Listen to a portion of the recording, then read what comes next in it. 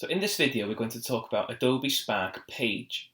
The way we create an Adobe Spark page is we go to the plus sign here and then simply click on Web Page. So as that loads up there now, what Adobe Spark page is a single page website that you can share with anyone once you've created a link. So in a way it's somewhere where the pupils could use it to create an event invitation page, for example. They could create a page that outlines the highlights of upcoming school events, like a fundraiser, and it could include images of past events, images of prizes, or include a video about the event, and possibly somewhere where you could register to attend the event, so you could link in a Google form into the website. You could use it as to create a digital portfolio. So students can organise the pages into sections to showcase videos they've made, documents they've written, and the reflections on what they have learned. Another option is to make a multimedia timeline. So while it wasn't designed to specifically for making timelines, Spark page formatting does lend itself to timelines. So you could ask the pupils to research a series of events, find media representative of those events, and then caption the events and media with dates and then place them into the proper order.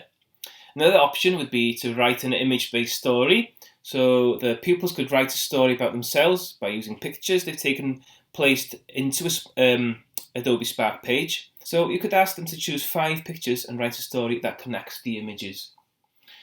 So those are a few examples of what you could use Adobe Spark page for. Now the first thing we notice here is it asks us to add a title. So we're going to create a website here about Wales, and then you could have a title down here, you could have your name,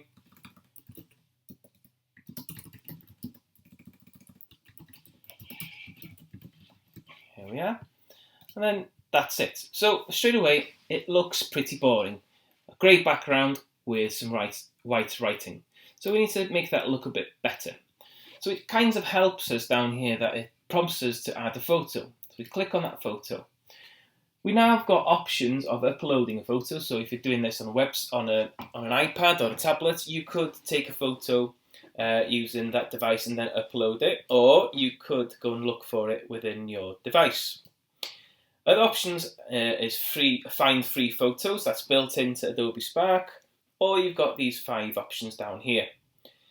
For today, and I think the best option is find free photos. The reason this is the best option, in my opinion, is because they're high quality photos, and as well as that, if I click on here, they've got a Creative Commons license as well. So what that means is that there's no copyright issues here.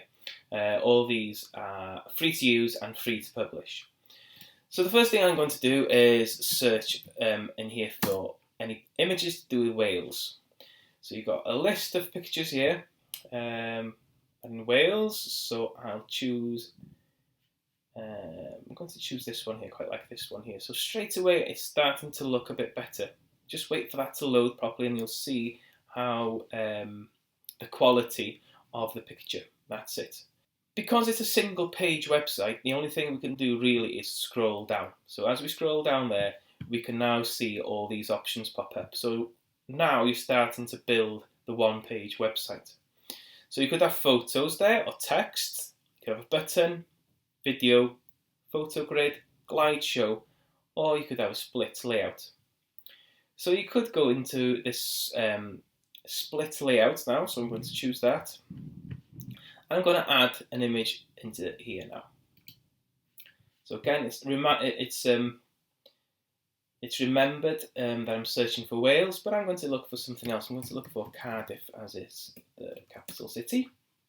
Let's have a look if we've got something here. We've got a picture here from Cardiff.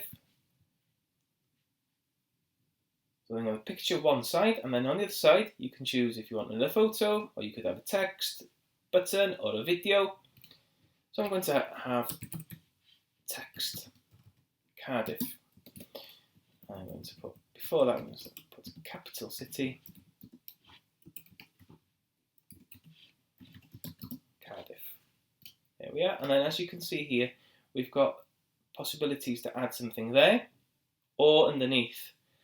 So if I click on there, it then asks us again for another photo. So you could enter another photo, get text, button, a video. So I'm going to try and look for another Cardiff photo down here. Hopefully there'll be one here. There's one here when the Rugby World Cup was in the castle. So we could use that there. And then underneath that you could put a caption there. Rugby World Cup 2015. So it just gives you an idea of what you could do there. So you could carry on going down that side there, or you could go up, as you can see there. I could even get a plus here, and then if I want to embed a video, all I need to do is look on YouTube for a video. So if I go on YouTube and search for Cardiff, if I could, there we are. So we could get this here from the Cardiff University, and then copy and paste its URL, and then go back into Adobe Spark and then paste it in there. Save it there, and then what that'll do, that will embed that video about Cardiff onto your website. So as we're looking down here, we've done that about Cardiff. We could even have up here, we could have text. We could give it a title, Cardiff, like that. And if you double click, you can center it. You can change the size of it. I'm happy like that. So we can have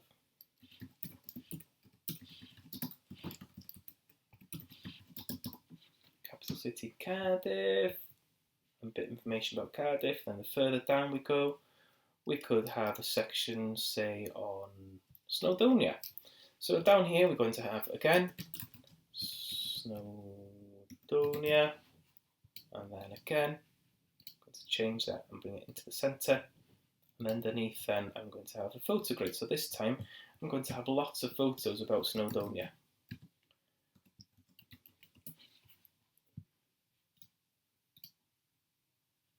The more you choose, the more that snaps into the grid. There we go. So once that's loaded up there, I'm happy with that. I'm going to press save.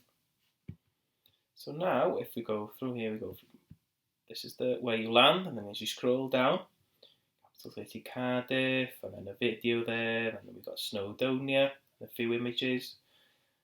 And then again, you know, we've looked at most of these here now. Possibly the one we haven't looked at is the button. So if you select a button and then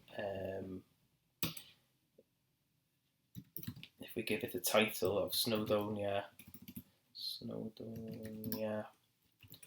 information, you can then link that out to another website. So if someone clicks on that website, they will then go out to wherever you want them to go.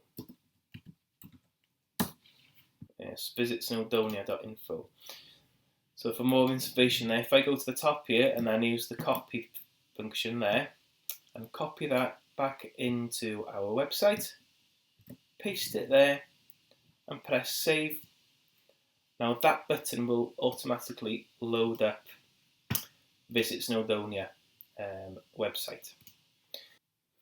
One thing you could change once you've created the website is the theme. So at the top here we've got a button, theme. You can change from light to medium. It'll change quite a few stuff down here if you prefer it like that. And then it's up to you. You could go down here and have a look which one would look better. So if I choose this one here, I wonder how this one looks. That looks quite nice.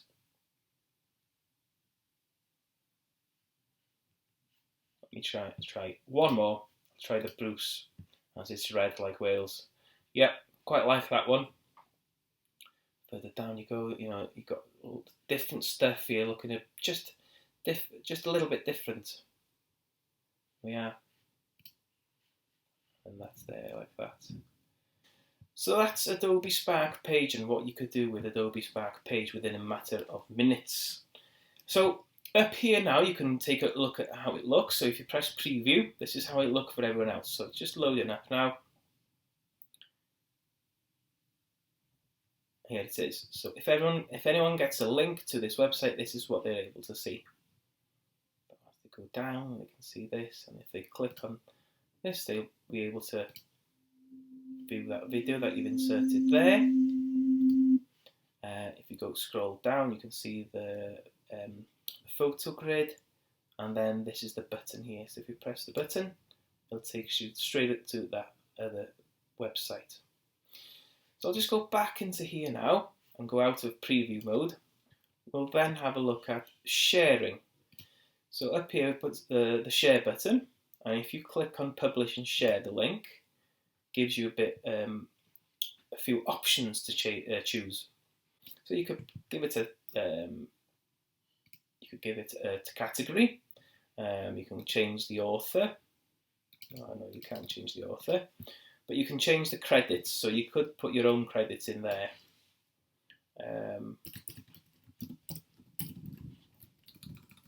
If you wanted to, rather than having the Adobe Spark credits. And then all you need to do then is press the create link, and then it gets everything together and creates a hyperlink. And then you can use that hyperlink anyway. You could even insert it into your Google Classrooms, as you can see there. So if you set an assignment in Google Classrooms, the pupils could go out into Adobe Spark, create their page, and then post it back onto the assignment as the answer or as the response. So all they'd need to do is press that classroom there, and then they'd be linked into their class then on Google Classrooms. The other way of doing it, or you could use this on Google Classrooms as well, is pressing copy and just paste that as a response into your assignment.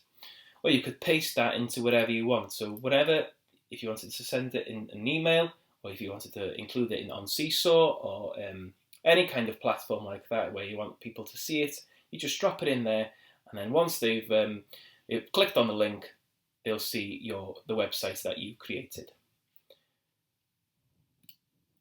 And that's it. That's Adobe Spark Page.